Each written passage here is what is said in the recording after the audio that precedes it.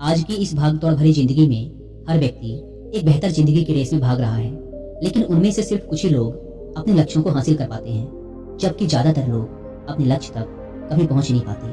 हम जब भी अपने लक्ष्य की ओर अपना कदम बढ़ाते हैं, तो हमारे मन में तरह तरह के विचार उठने लगते हैं, जैसे मैं इसे हासिल कर भी पाऊंगा या नहीं, अरे इसमें तो बहुत समय लगेगा, लेकिन मेरे पास तो इतना समय ही नहीं है, अगर मैं असफल हो गया तो लोग क्या कहेंगे, वगैरह वगैरह। लेकिन इन सब में भी जो सबसे बड़ा डर रहता है वो ये है कि मैं इस काम में सफल हो भी पाऊंगा या नहीं। तो आज की इस बौद्ध कहानी के माध्यम से हम जानेंगे कि अपनी असफलता के डर को कैसे खत्म किया जाए, और साथ ही हम ये भी जानेंगे कि हमारे मन में यह असफलता का डर क्यों पैदा होता है, इसका क्या कारण है। तो आइए कहानी को शुरू करते हैं। बहुत समय पहले की बात है। एक बौद्ध सन्यासी एक जंगल के पास अपनी कुटिया बनाकर रहा करते थे। वे बौद्ध सन्यासी बहुत ही बुद्धिमान व्यक्ति थे। जो भी उनके पास अपनी समस्या लेकर आता, वो बहुत ही बुद्धिमानी से उसकी समस्या का समाधान निकाल देते। एक दिन वे वहीं पास के ही एक गांव में भिक्षाटन के लिए गए। जब वो भिक्षा मांगकर वापस लौट रहे थे, तो रास्ते में उन्हें एक युवा व्यक्ति ने रोक लिया और कहा, मैंने सुना है कि आप किसी भी समस्या को बड़ी बुद्धिमानी से सुलझा देते हैं।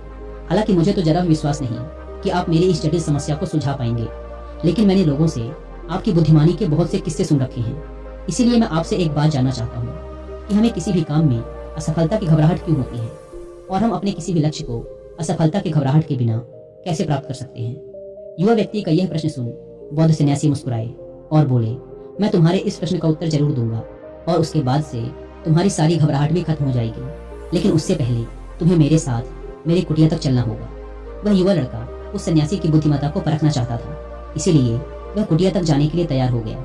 इसके बाद वह बौद्ध सन्यासी उस लड़के को अपने जंगल के पास बनी कुटिया में ले आए, लेकिन तब तक शाम हो चुकी थी, इसीलिए वो भोजन करके सो गए।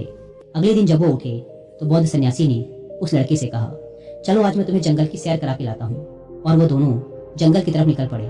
कुछ देर बाद बौद्ध सन्यासी ने उस लड़के को एक गुफा दिखाई और कहा, चलो मैं तुम्हें उस गुफा की सैर कराता हूँ।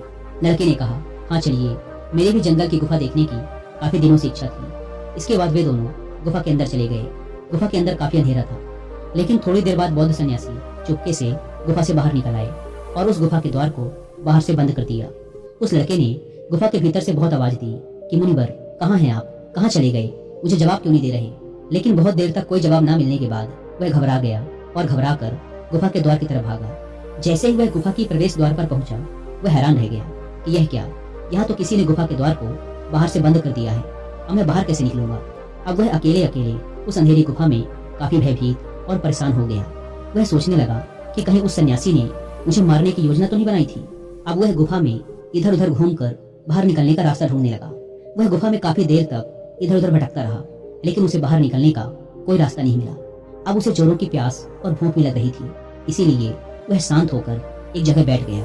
तभी उसे एक सुरंग से सूर्य की रोशनी आती हुई दिखाई दी, और उस रोशनी आने वाली सुरंग तक पहुंचना बहुत ही कठिन था, क्योंकि चारों तरफ बस अंधेरा ही अंधेरा था, और वह सुरंग भी काफी ऊंचाई पर थी। पर फिर भी वह तुरंत उठा और अपनी सारी भूख प्यास को भूलकर अपना सारा ध्यान उस गुफा से बाहर निकलने पर लगा दिया। काफी मेहनत और प्रयास करने के बाद वह उस सूर्य की रोशनी आने वाली सुरंग तक पहुंच गया, और कुछ दूर तक उस सुरंग में ही ऊपर चढ़ता गया।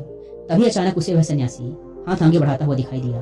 वह लड़का झट से उस सन्यासी का हाथ पकड़कर बाहर आ गया, और बाहर निकलते ही उस सन्यासी को गुस्से से चिल्लाकर कहा, मुनिवर, आप पागल हो गए हैं, आप मुझे इस अंधेरी गुफा में अकेले छोड़कर आ गए। आपको पता है मैं कितना भयभीत हो गया था और मुझे कितनी जोरों की प्यास लगी है। उस सन्यासी ने मुस्कुराते हुए उसे पानी दिया और कहा, अब मेरी बातों को ध्यान से सुन लो। तुम इस गुफा के बाहर सिर्फ 2 कारणों की वजह से निकल पाए, जिसने तुम्हें इस गुफा से बाहर निकलने के लिए मजबूर किया। पहला कारण, क्योंकि तुम्हें जोरों की प्यास और भूख लगी थी, और दूसरा कारण, तुम्हें वहाँ घुटन महसूस हो रही थी, क्योंकि तुम्हें मित्रों और परिवार वालों के साथ रहने की आदत पड़ चुकी है। अब मैं तुम्हें 2 मुख्य कारण बताता हूँ जिसकी वजह से तुम इस गुफा से बाहर निकल पाए। पहला कारण, क्योंकि तुम्हारे साथ वहाँ ये कहने के लिए लोग नहीं थे कि इतने अंधेरे में इतनी ऊंचाई पर तुम उस सुरंग तक कैसे पहुंच पाओगे, ये तो असंभव है।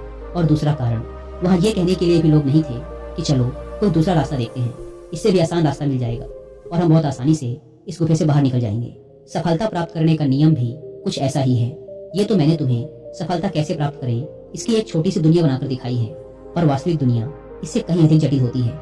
वहाँ हमें सलाह देने के लिए बहुत से फालतू लोग मिल जाते हैं जो खुद तो कुछ कर नहीं पाए, लेकिन हमें ज्ञान देंगे कि ये मत करो, ये बहुत कठिन है, ये तुमसे ना हो पाएगा, इससे अच्छा तो तुम वो काम कर लो, उसमें तुम्हें निश्चित रूप से सफलता मिल जाएगी। और ऐसे ही वो हमारे दिमाग को भटकाकर चले जाते हैं और हमें खुद पर संदेह होने लगता है। सफलता न मिलने का एक बड़ा कारण ये भी है कि सफलता प्राप्त करने की प्रक्रिया बहुत लंबी होती है और यहाँ जब हमारा मन घंटों घंटों में बदल जाता है तो फिर लक्ष्य प्राप्ति के महीनों और सालों के प्रयास में हमारा मन क्यों नहीं बदलेगा।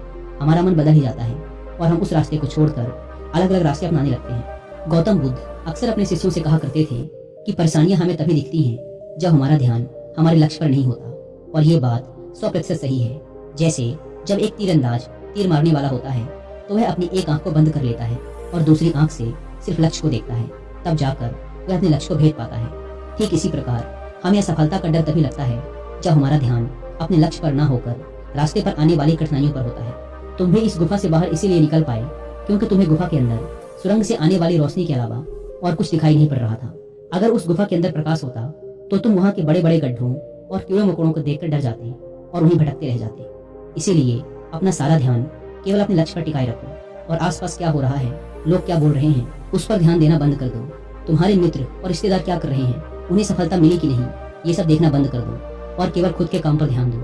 फिर देखना कि जब तुम्हारा समय आएगा तो लोग खड़े होकर तुम्हारे लिए तालियां बजाएंगे। और इतना कहकर वो बौद्ध सन्यासी मौन हो गए। उस युवा लड़के ने कहा, मुनिवर, आपने तो आज मेरी आंखें ही खोल दी। आपकी कही हर एक बात में मुझे बुद्धिमानी नजर आई।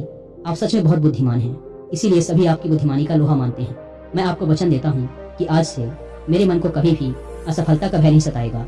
मैं अपना पूरा ध्यान सिर्फ अपने काम पर लगाऊंगा और जल्दी ही एक सफल व्यक्ति बनकर दिखाऊंगा। इतना कहकर उस लड़के ने बौद्ध सन्यासी का धन्यवाद किया और वापस अपने गांव चला गया। दोस्तों, आशा है कि आप इस कहानी की सीख को समझ गए होंगे। धन्यवाद।